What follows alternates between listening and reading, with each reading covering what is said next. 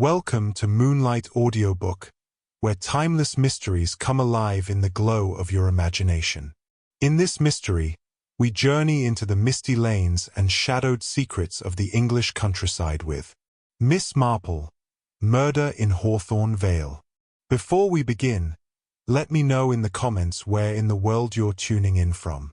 So, settle in, grab something warm to drink, wrap yourself in a blanket, and let's step quietly into a village where nothing is quite as peaceful as it seems.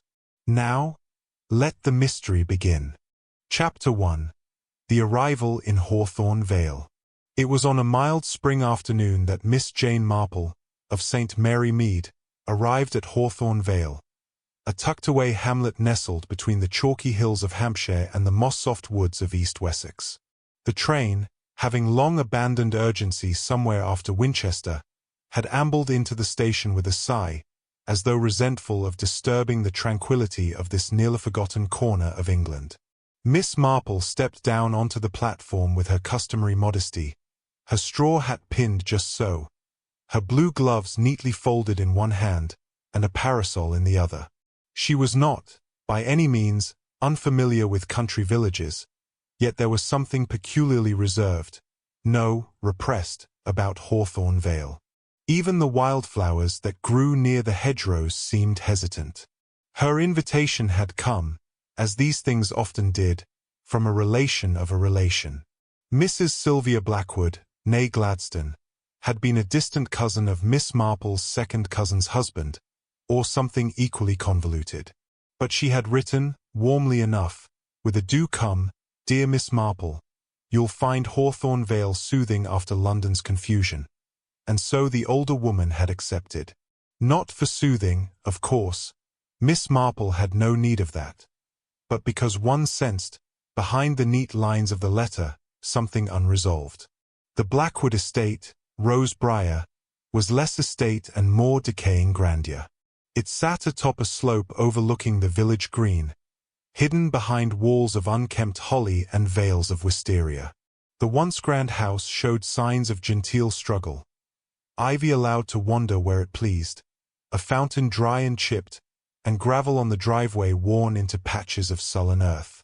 Miss Marple's arrival was met at the gate by a tall, unsmiling man in tweeds, the gardener, perhaps, or one of those distant cousins who seem permanently at home yet never quite belonging.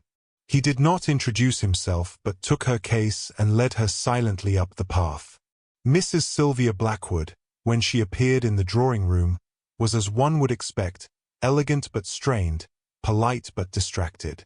She wore her mourning like lace, light, intricate, and impossible to escape. "You must forgive the house," she said, voice tight around the edges. "It's not been quite the same since Rupert passed."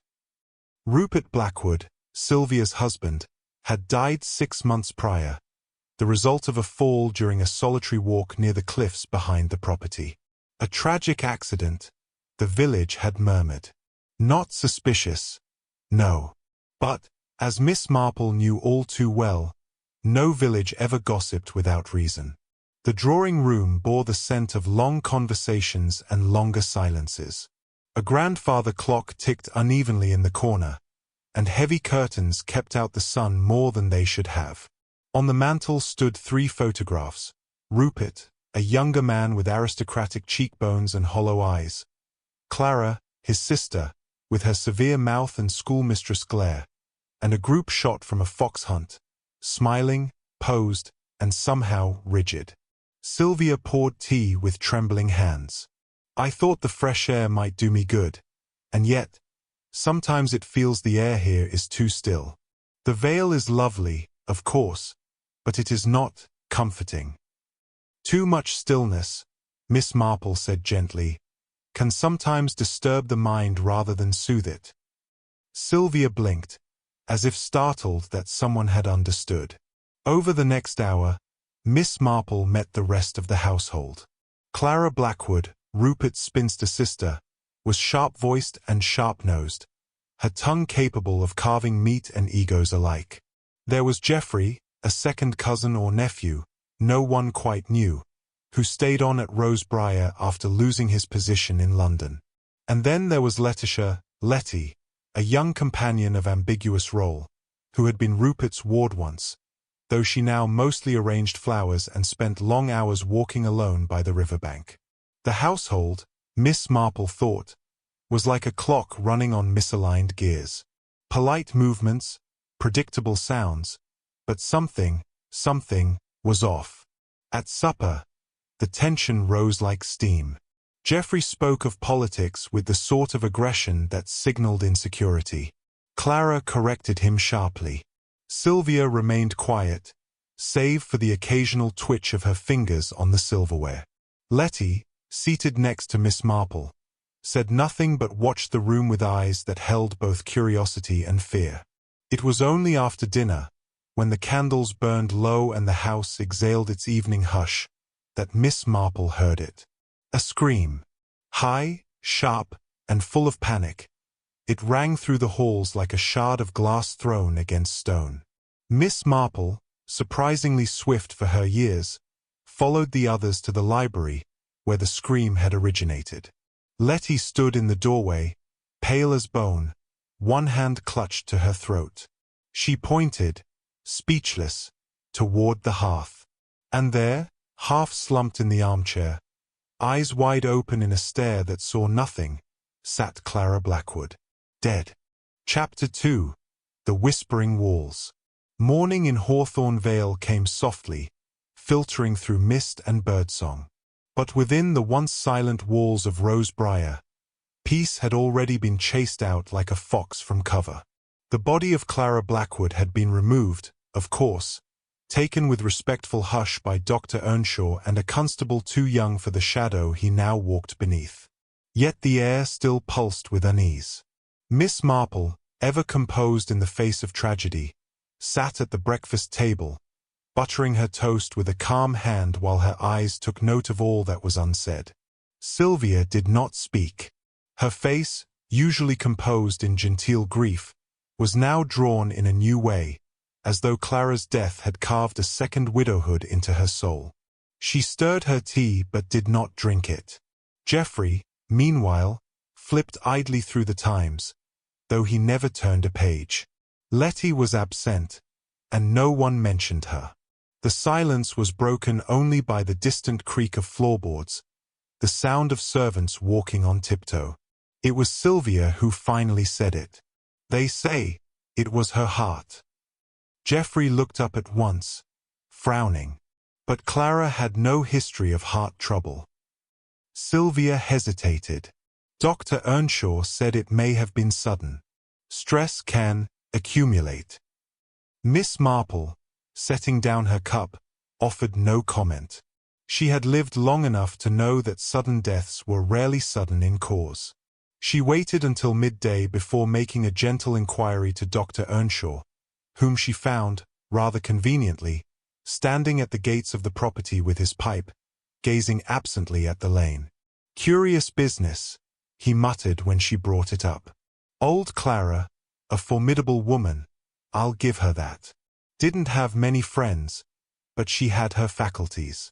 No signs of failing health. I've signed the death certificate for now, pending the inquest. But I'll be honest, Miss Marple, something about her expression. He did not finish the sentence. Miss Marple nodded politely. She had seen it too. Clara's eyes, still wide in death, had not looked surprised. They had looked angry. Furious, even. As if the last thing she saw had been not fearful, but unforgivable. It was Letty, of all people, who confirmed Miss Marple's growing unease. She found the young woman in the garden later that day, arranging dahlias with trembling hands. Miss Marple approached with a casual air and an admiring glance at the blooms. "They are lovely," she remarked. "Dahlias always are, though I find they have something almost theatrical about them." Letty managed a faint smile. Clara liked them.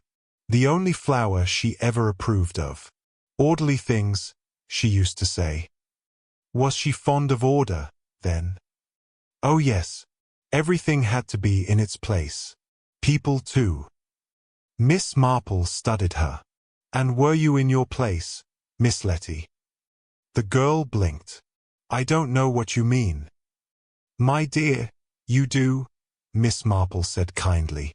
And please do not worry. I have always found that speaking things aloud is the best way to dispel fear. Letty hesitated, then looked over her shoulder before leaning in. I didn't see what happened, she whispered. But I heard them. Clara and Geoffrey. They were arguing. Last night. Just before supper. About what? Letty hesitated. About money, I think. And something to do with Rupert's will. Ah, said Miss Marple lightly. The dead are rarely silent for long, especially where wills are concerned. Letty looked pale. She threatened to go to the solicitor. Said someone was hiding something. And then she was gone. Miss Marple did not reply at once. She stood very still, her expression unreadable.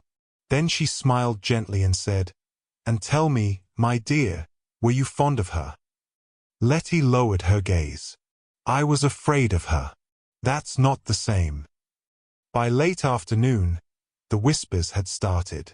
At the post office, Mrs. Gossipy Eyebrows had declared, in full confidence, that Clara Blackwood had always been strange, too sharp, too proud, too busy reading letters not addressed to her. At the butcher's, someone else recalled that she'd once accused the vicar's wife of watering the communion wine. Wasn't natural, someone said. That look on her face. Poison? Offered another, too hopefully. No signs, came the reply. But Miss Marple knew better than to believe in signs alone. She walked the grounds that evening, stopping near the library window, where Clara had died.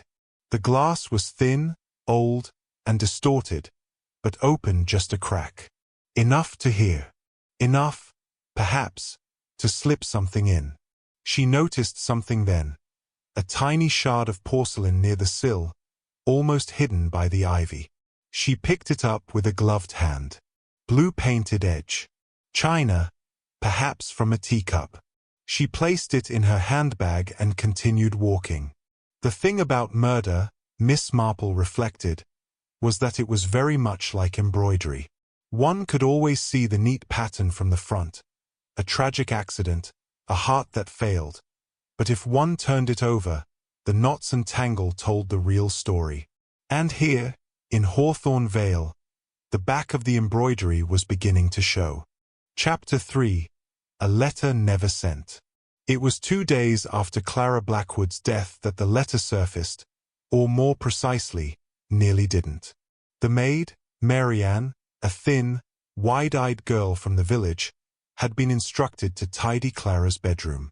She had done so with the trembling reverence of someone handling a tomb.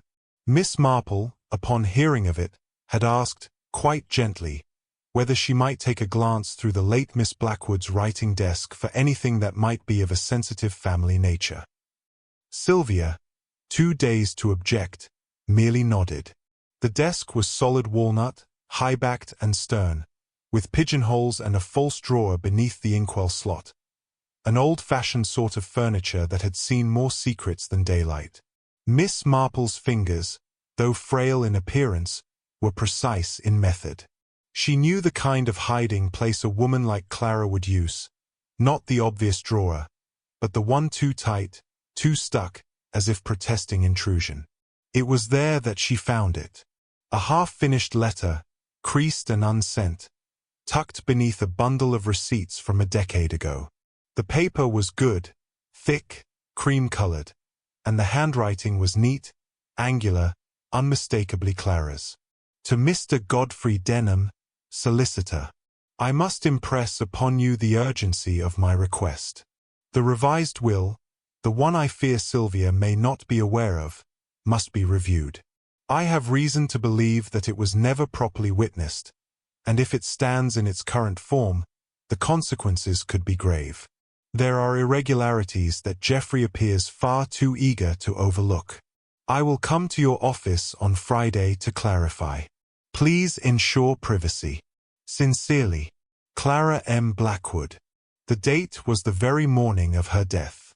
Miss Marple sat quietly for several moments, hands folded over the letter as the implications settled around her like mist over the veil. Clara had meant to challenge the will. She had suspected Geoffrey, and she had not lived to post it. One might say coincidence. But in Miss Marple's long experience, such things were almost always design. She replaced the letter in her handbag, said nothing at supper, and took her tea alone that evening by the rose trellis outside. Geoffrey had gone into the village, to play cards at the pub, he had said, though the weather hardly invited cheer. Letty was again absent. Sylvia wandered the drawing-room like a woman trapped in someone else's play. Miss Marple took the opportunity to visit the old churchyard by lantern light. A short walk, really, past the gate and through the yew-shaded path. She had no real purpose there save one: to pass the time while reflecting on the nature of family secrets, and to look for an inscription she had noticed years ago on a visit to a neighboring parish. She found it, a headstone long worn by weather, but still legible.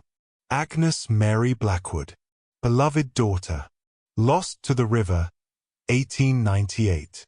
She stood for a while, reading the name again and again. It meant nothing yet, and yet, it meant something.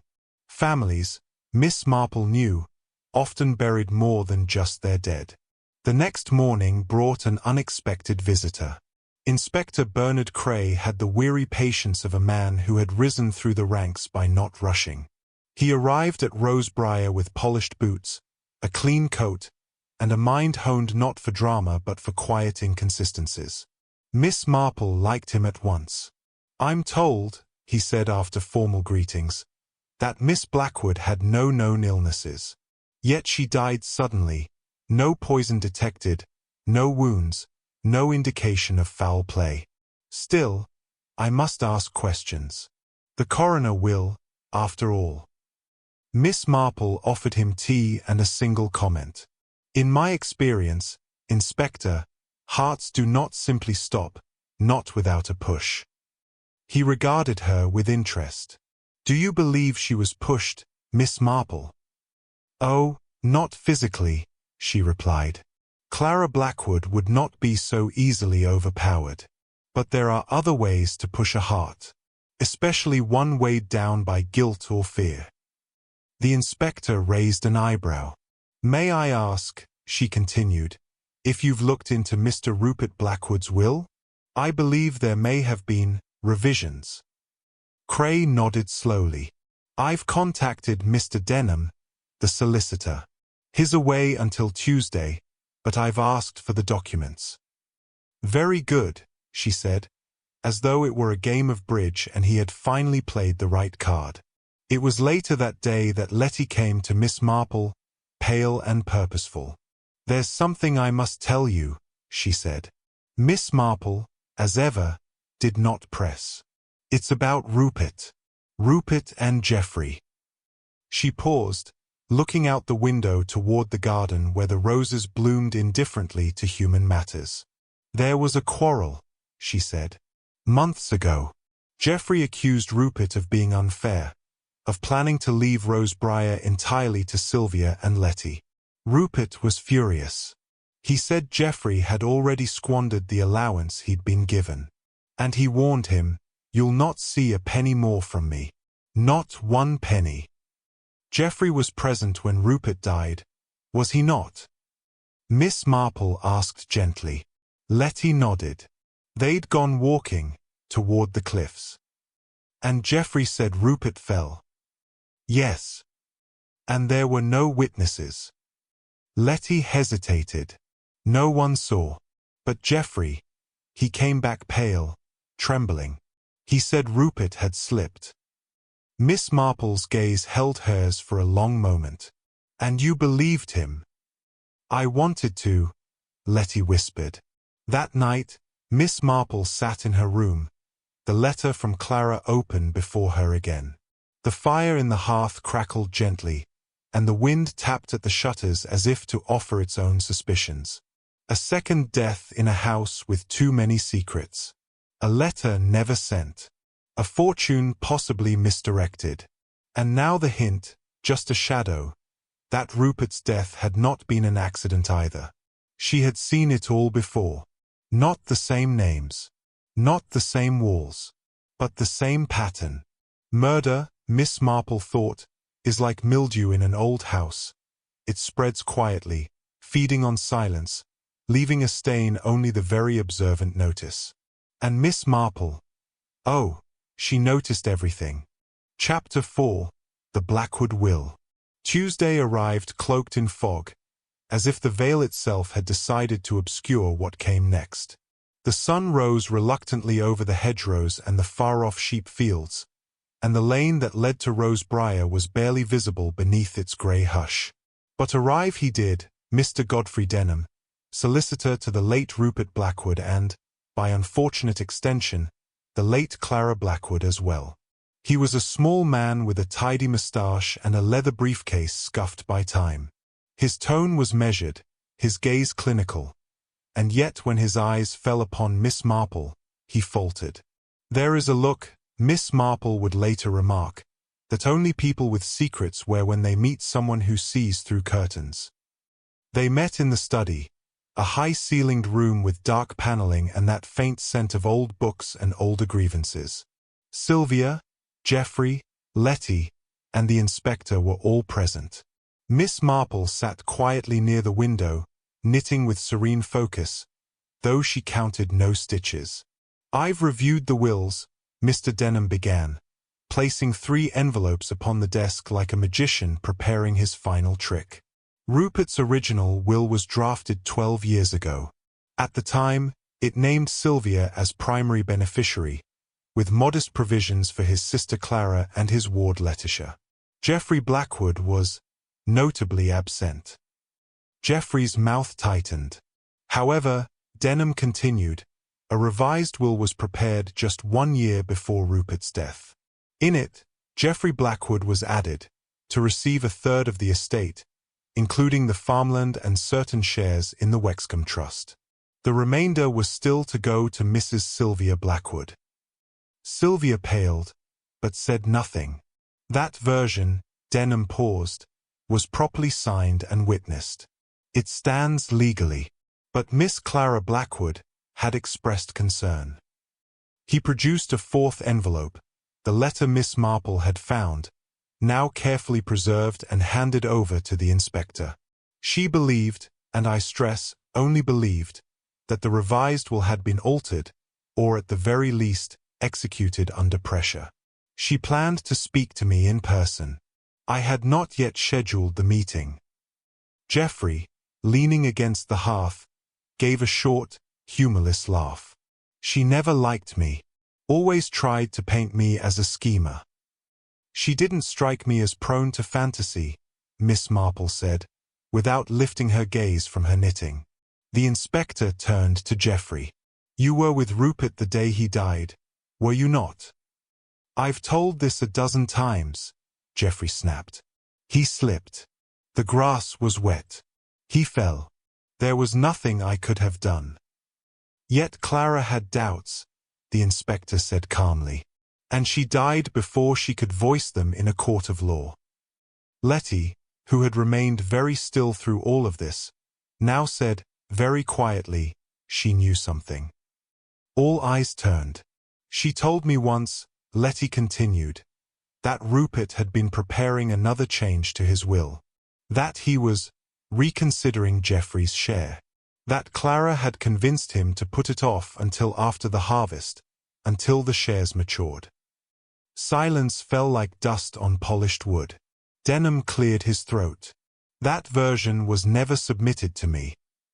Because," Miss Marple said gently, "perhaps he never lived to submit it." That evening, Geoffrey left the house early, claiming a business call to London. The mood in Rosebriar was splintering. Sylvia remained silent, crumbling quietly like old parchment. Letty paced the hallway in stockinged feet. Even the house itself seemed uneasy, with creaking floorboards and doors that drifted slightly ajar without breeze.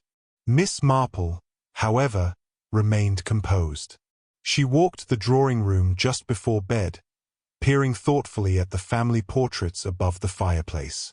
Rupert in his hunting coat, Clara in her stiff collar, a young Letty, looking wistful in a white dress with one hand on a piano.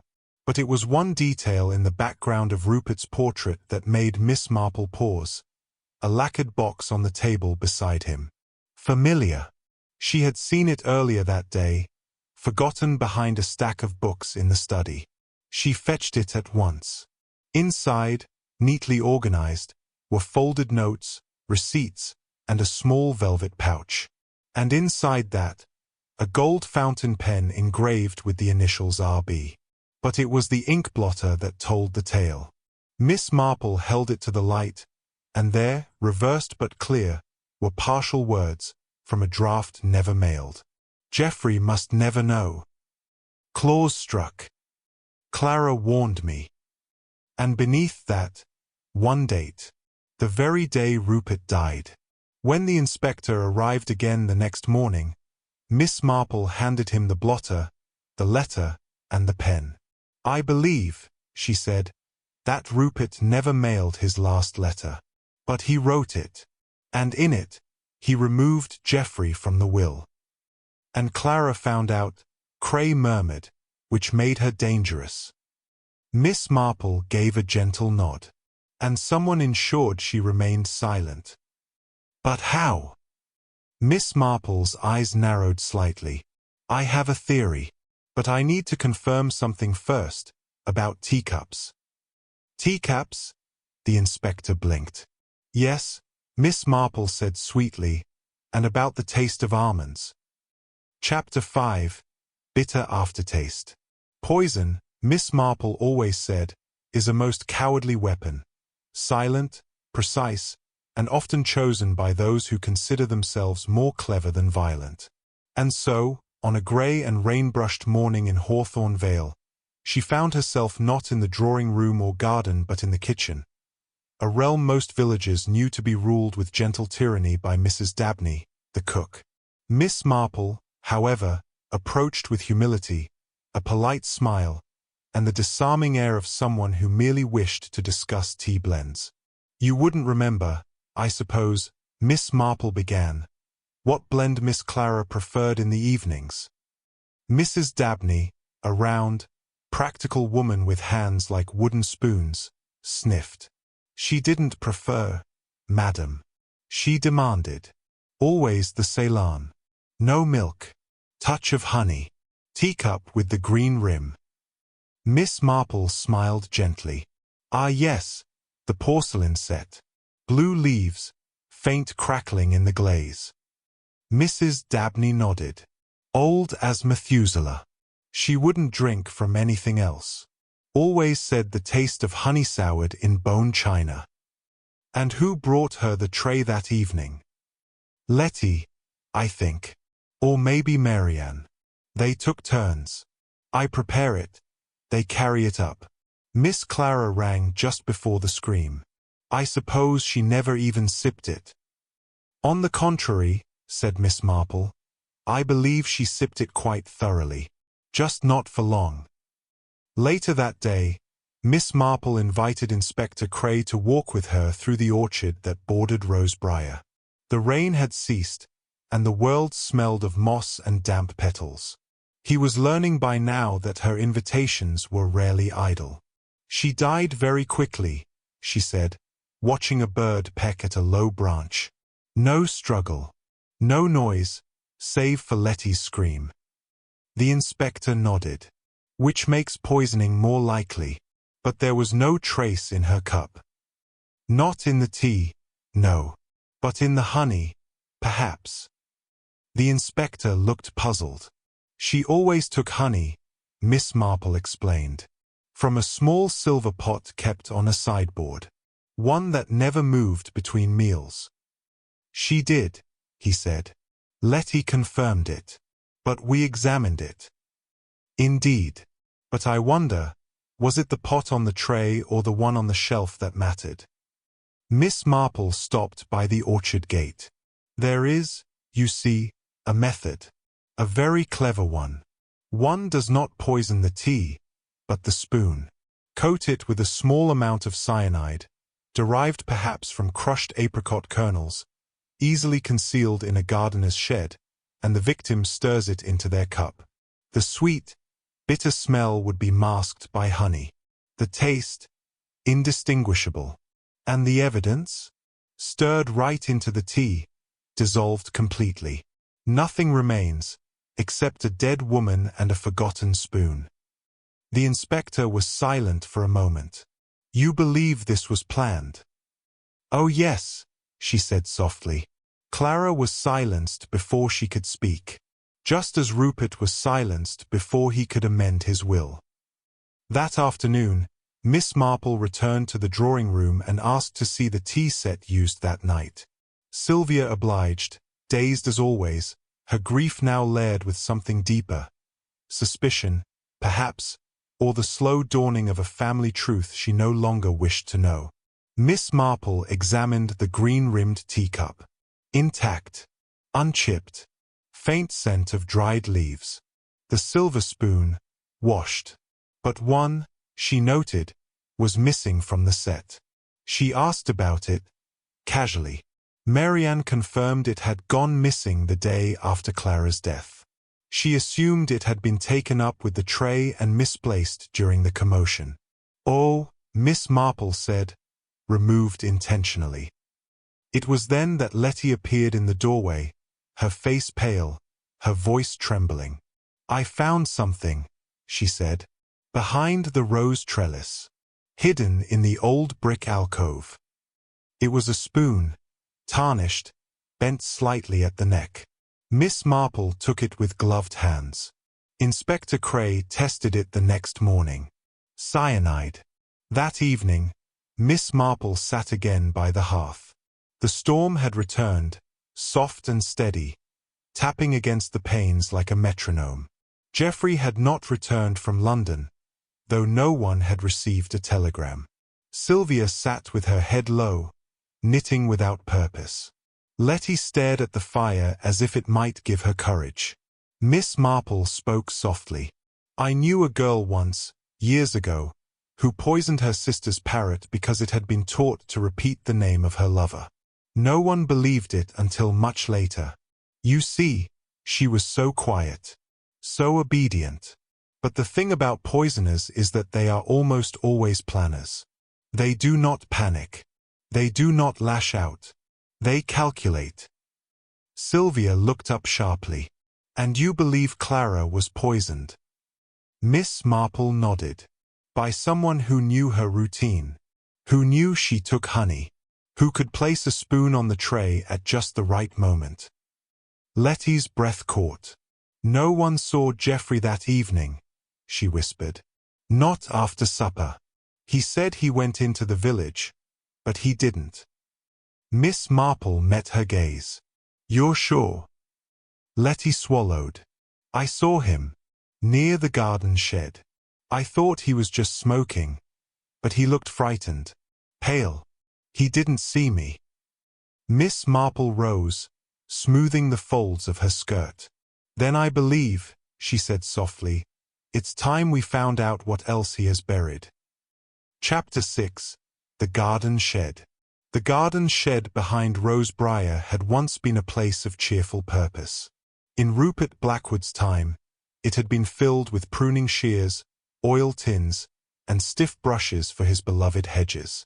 But over the years, like so many things on the estate, it had surrendered to a certain fatigue.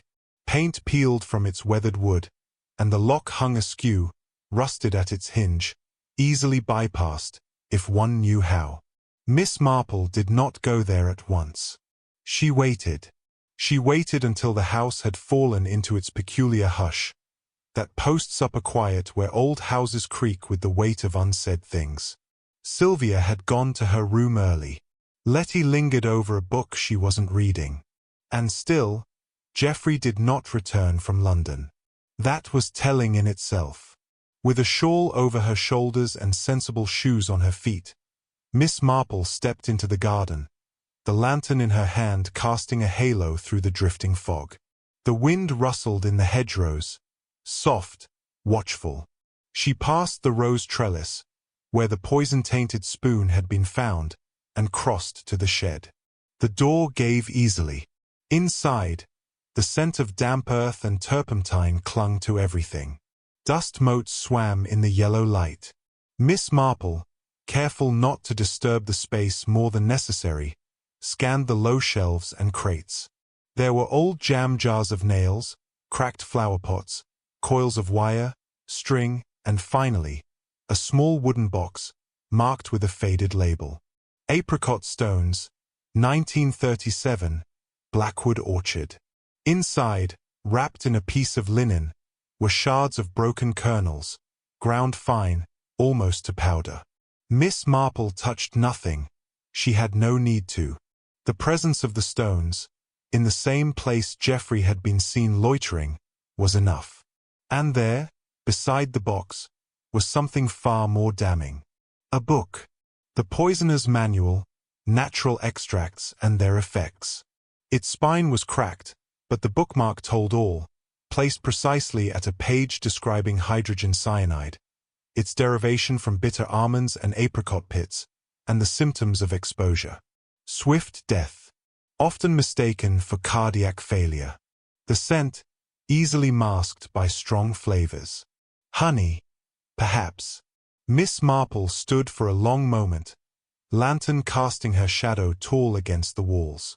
She thought not of the poison, but of the person. Geoffrey Blackwood. A man too clever for honest work. Too entitled to accept disinheritance. Too proud to let Rose Briar slip through his fingers. And now, too absent. She returned to the house in silence. The next morning brought rain and a telegram. It arrived just after breakfast, delivered by bicycle, the postman wearing a look too grim for routine. Sylvia opened it with trembling fingers, read the words, and sat down without speaking. Letty read it aloud in a hushed voice. Geoffrey Blackwood found dead in London boarding house. Apparent suicide. Note left. Inspector Cray notified. There was a silence then, a silence so deep it seemed to still the wind outside. Miss Marple did not speak. She took her tea, her hand steady. She waited. Inspector Cray arrived that afternoon. He looked older. Not weary, resolved. He held a small envelope. There was a note, he said simply. It reads as follows. I had to. Rupert would have left me nothing. Clara knew. She would have destroyed everything. I only meant to frighten her. I didn't think it would happen like that. Sylvia whispered. He confessed.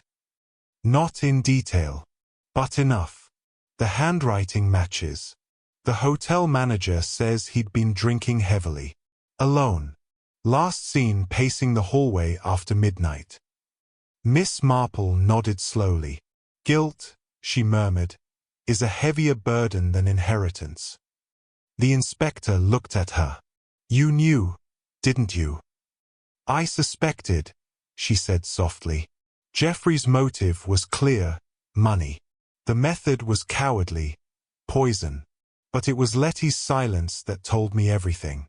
She saw more than she admitted. Her fear wasn't just of what had happened. It was of what she knew might happen.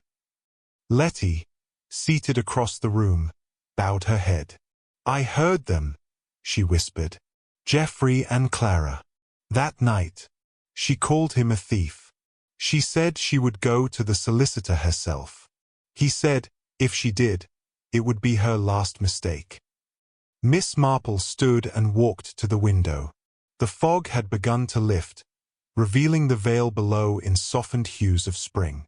He didn't intend a second murder, she said. But the first opened the door. And Clara. Clara was not the sort to leave a door unlocked. That evening, the mood in Rose Briar shifted. It wasn't quite peace, too many ghosts for that, but it was something close to quiet. Sylvia sat with Letty in the drawing room, the fire crackling steadily. Miss Marple took out her knitting, the needles clicking softly. "Murder," she said, "is like mildew, Inspector. But truth is like sunlight. It finds its way in." Chapter 7. A Legacy Rewritten. In the days that followed Geoffrey Blackwood's suicide, Hawthorn Vale returned to its customary quiet, though, as with all English villages, it was a quiet rippling just beneath the surface with gossip, with memory, and with the kind of polite speculation that fills church pews and shop queues. Rosebriar, meanwhile, seemed to settle into a strange kind of stillness, not mourning exactly, but something close to the hush that follows a storm. The house no longer held its breath. Sylvia Blackwood, widow twice over, now walked the halls with a slower step. She had aged, perhaps, but not withered. There was color in her cheek again, a firmness in the way she held her chin as she spoke to the staff, as she tended the garden Letty once kept. She had, Miss Marple thought, finally begun to own the house that had so long belonged to others, to Rupert's shadow, to Clara's authority, and to Geoffrey's schemes. It was Mr. Denham, the solicitor, who returned on the following Tuesday with the final papers and, quite unexpectedly, with news. There was another draft, he said, glancing over the rim of his spectacles. Not formally executed, but valid nonetheless, by witness accounts and handwriting confirmation. Rupert's final intention. He opened the document and laid it before Sylvia and Letty in the study. Miss Marple, at their invitation, watched silently from her chair by the window. It was clear and concise. Sylvia Blackwood, full ownership of Rosebriar and its contents. Letitia Ward, the entirety of the Blackwood farmland and its rental income. Geoffrey Blackwood, struck from the will entirely. No conditions. No clauses. No mention of old loyalties or bloodlines. "He meant to leave the house to us," Letty said softly. Sylvia took her hand. "He did." Denham coughed lightly, adjusting his cuffs. "Miss Marple," he said, turning, "the inspector tells me you were instrumental in revealing the truth." "Oh no," she said modestly, "not instrumental. I merely observed. In villages, whether St. Mary Mead or Hawthorn Vale, one learns that people speak most clearly in the things they try not to say." That evening, Miss Marple walked the grounds once more. The spring air was full of promise. Bees hummed lazily among the foxglove, and the river at the base of the vale shone like a polished coin. She found Letty near the orchard, leaning against the gatepost, staring off at the horizon. "I never thought," Letty said after a moment, "that I'd be part of anything like this." Miss Marple smiled faintly. "No one ever does, my dear. Murder is rather like scandal, always arriving uninvited and overstaying its welcome. I feel strange, not relieved, not exactly sad. Just," she struggled for the word. "Changed," Miss Marple offered gently. Letty nodded. "Yes, changed." They stood together in silence, watching the sun begin to dip behind the distant trees.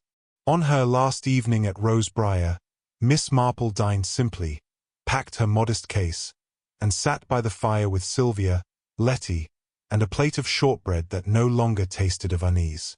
The silence between them was now companionable. "I suppose we'll never really know whether Geoffrey pushed Rupert," Letty said suddenly. "Whether it was murder or just anger, or fear." Miss Marple looked into the fire. "That is often the case. The truth, when left too long in shadow, becomes blurred. But intent, that always leaves a trace, even in silence." Sylvia stirred. "And Clara?" "She was silenced because she knew," Miss Marple said quietly. "She knew the original will had been changed and that Rupert had intended to change it again. She knew Geoffrey stood to lose everything. And she, rather like myself, knew how people behave when they're cornered. She sipped her tea and added, he didn't plan Clara's death at first. But the fear of being exposed made him act. Poison is the coward's weapon, yes, but also the planner's. Letty looked down. He was clever. Cleverness, Miss Marple replied gently, is not the same as wisdom. Miss Marple left Hawthorn Vale the following morning. The stationmaster tipped his hat with unusual respect. The train, as always, was slow, but she didn't mind. She liked watching the hedgerows blur past and the church spires slip behind trees. She thought of Rupert, of Clara, of Geoffrey, and of how greed and fear can twist even the best of families into shadows of themselves. But most of all, she thought of Letty, how still waters sometimes run deep, and how survivors, when given light and soil, can bloom. Chapter 8. The Final Gathering. There is, in every mystery worth its salt, a moment of stillness before the truth is revealed. It is not silence, for the room is rarely quiet, a cough, a nervous foot tapping, the rustle of fabric, but a stillness of expectation. That moment, when the actors on stage know the play is reaching its climax and the audience dares not breathe. At Rosebriar, that moment came on a pale Thursday afternoon, in the drawing room where once Clara Blackwood had ruled with a stare and where, now, the past waited to be unpicked. Miss Marple had asked for everyone to be present, not as a demand, but as a gentle insistence, the kind that one feels impolite to refuse. And so they came. Sylvia, seated by the fireplace, her hands folded, steady. Letty, quiet but attentive, a faint look of resolve in her eyes. Mr. Godfrey Denham, notebook balanced on one knee, and Inspector Cray, standing discreetly in the corner, arms crossed but with a look of careful anticipation. A small table held the items gathered over the past days, the unsigned will draft, the spoon found behind the trellis, the faded box of apricot stones from the garden shed, and a single blue-rimmed teacup, now emptied of tea but brimming with meaning. Miss Marple, seated primly in a straight-backed chair, began with a tone both gentle and clear. I have found, she said, that in most cases of murder, there is not merely one motive, but a combination. A sequence of pressure points, if you like, that culminate in a single, fateful decision. She gestured lightly to the items before her. In this case, we had a family fortune, a house of considerable value, a recently revised will, a disgruntled cousin, a stern sister-in-law, and, most importantly, a man on the brink of being cut out of everything. No one spoke. Rupert Blackwood, she continued, intended to remove Geoffrey from his will, and had, in effect, already done so with that unsigned draft and with Mr. Denham's awareness of his intentions. Clara Blackwood knew this. She knew Geoffrey's inclusion had been a temporary compromise, and that Rupert was prepared to correct it. She also knew, or suspected, that Geoffrey had something to do with Rupert's untimely fall from the cliffs. Mr. Denham cleared his throat faintly. I was to meet Rupert the following week. He said there were changes to finalize. He seemed unsettled. Miss Marple gave him a small nod. Yes. And Clara, never one to let something lie, had begun to make inquiries of her own. That, I believe, is why Geoffrey acted. Not out of rage. Not out of impulse. But out of necessity. She turned to Sylvia. You remember the tea tray that evening, of course. Sylvia gave a slow nod. Letty brought it up, I think. Letty hesitated. I don't remember if I did. Marianne and I took turns.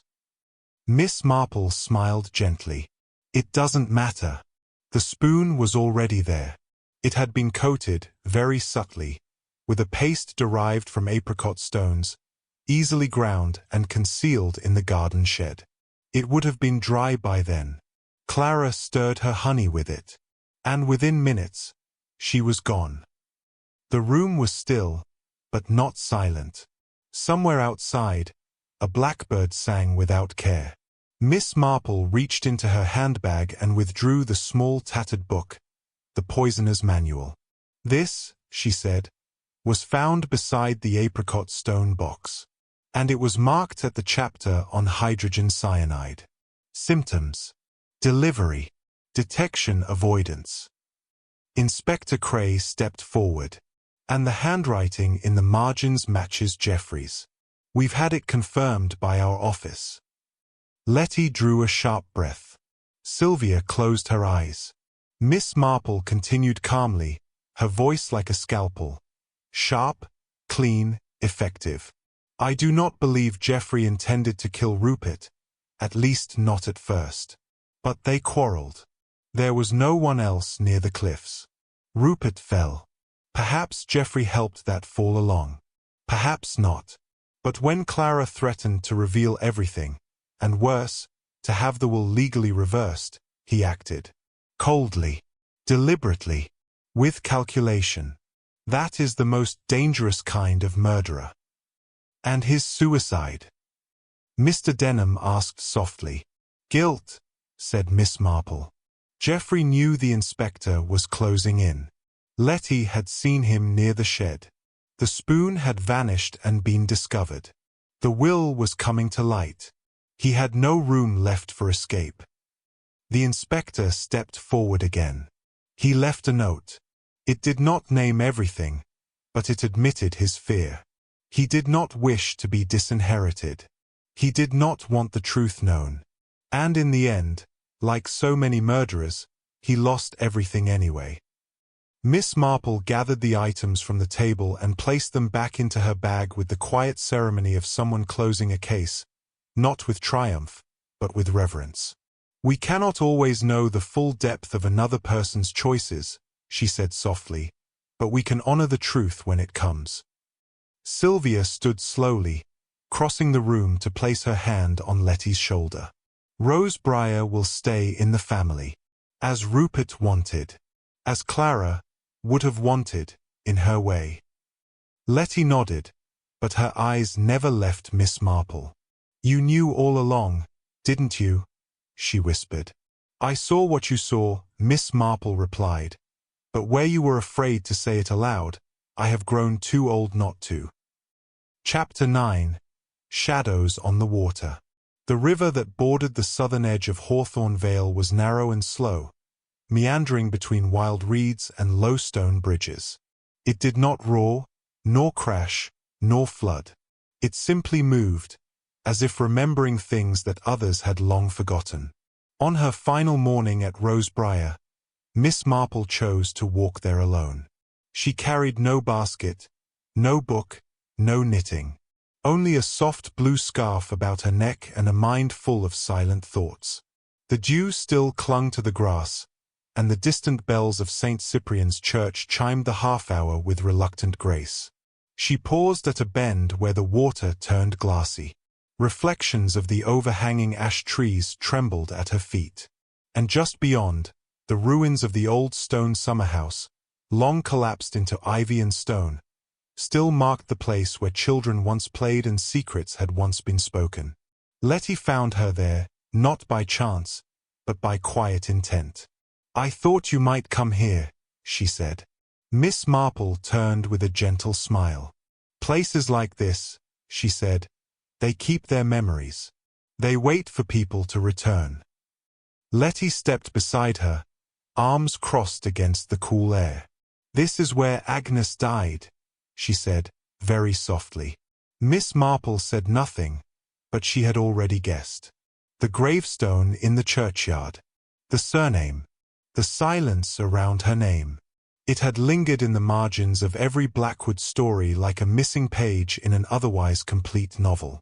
She was Rupert's sister, Clara's younger twin. The pretty one.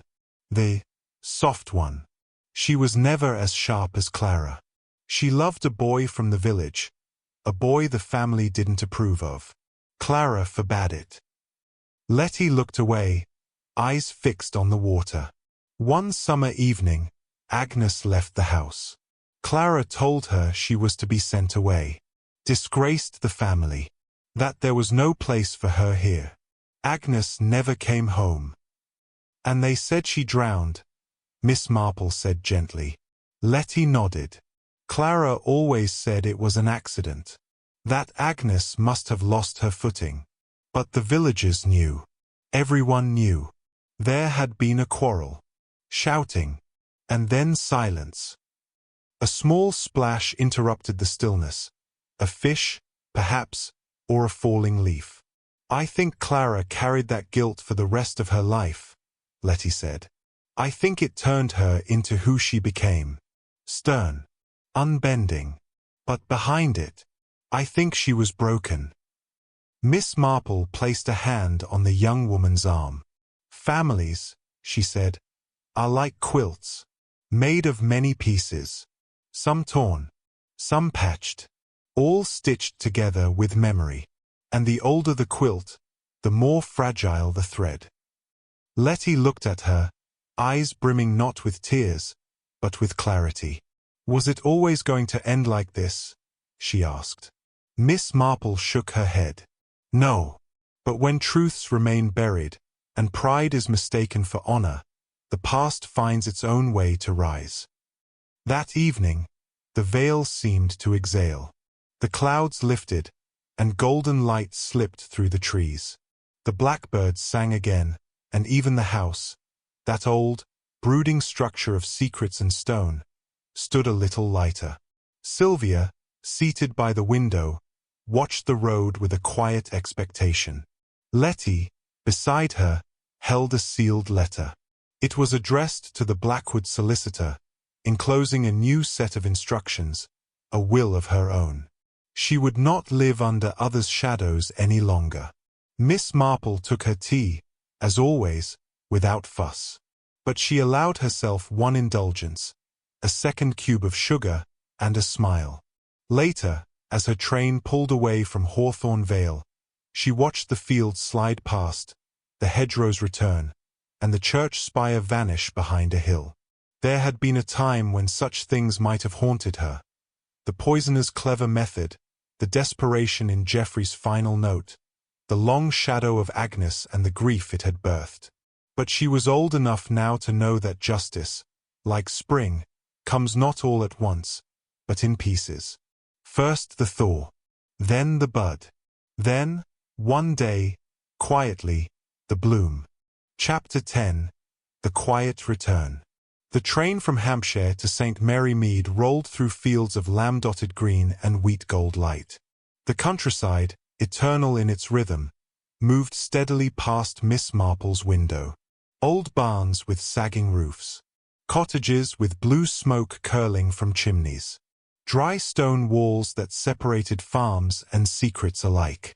Miss Marple sat alone in her carriage, her handbag neatly in her lap, her gloves folded, her mind neither entirely present nor entirely absent. For the case was concluded, at least in the official sense. Death certificates had been signed, a will amended, a murderer named, his last words filed into evidence. And yet, as always, something remained. It was not regret, nor even grief. It was something more delicate, the aftertaste of human nature. She arrived at St. Mary Mead just after tea. The porter knew her by name and tipped his cap. Back from the country, Miss Marple. Oh yes, she replied. A most eventful bit of country, as it happens. She walked home beneath flowering horse-chestnuts, past the vicarage and the little newsagent where nothing escaped notice. But this time, she said nothing of her visit to Hawthorn Vale. Not yet. Instead, she made herself a cup of rosehip tea, sat in her favorite chair by the parlor window, and reached for her knitting, the baby booties for her niece's granddaughter, half-finished and content to wait. Outside, the street bustled in its minor way. Mrs. Partridge was out airing her dog, and young George from the bakery was cycling too fast, again. The world, it seemed, had not changed. But Miss Marple had. That evening, she dined simply, a soft-boiled egg, half a roll, and a dab of strawberry jam, and then retired with her journal. She did not keep it daily, but after every case, every brush with human frailty, she wrote a single page. Not for record, not for posterity, but for understanding. She wrote, "The tragedy at Rosebriar was not in the deaths themselves, tragic though they were, but in the silence that led to them. Geoffrey Blackwood acted out of fear and pride.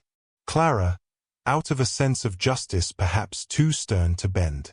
Rupert, always too late to act until it was too late. And poor Agnes, hers was the first thread in the pattern, pulled too long ago to be seen clearly, but never truly lost. Letty will be strong now, I believe. Sylvia too. The house, stripped of its ghosts, may find laughter again. Perhaps a wedding, one day. Or children in the orchard. That would be something. A reversal of sorrow. What I am left with is this. Evil often wears the face of cleverness. But so too does goodness wear the face of stillness. A quiet girl with frightened eyes. A widow who learns to stand. A spoon left just slightly out of place. The truth, as ever, is not in the drama, but in the details." She signed the page and closed the journal. The next morning, Miss Marple returned to the village square. She stopped by the greengrocer, accepted a free pair from young Thomas, for she had solved his father's missing bicycle affair, after all, and then strolled to the church to leave fresh flowers. And there, beneath the blue sky of a new spring, as the chimes of St. Mary's rang out over the rooftops, Miss Marple did what she always did after a case. She walked on, quietly, wisely, into the day. And so, dear listeners, another shadow has lifted from the quiet lanes of Hawthorn Vale, though the whispers may linger for years to come. Thank you for joining me here on Moonlight Audiobook, where mysteries live on long after the final page. If you enjoyed this journey, tap that like button, share it with a fellow mystery lover, and don't forget to tell me in the comments what you think really happened. I read every single one. Until our next tale, keep your tea warm, your blankets close, and your mind sharp. Because in the world of mysteries, the next clue might be closer than you think. Goodbye.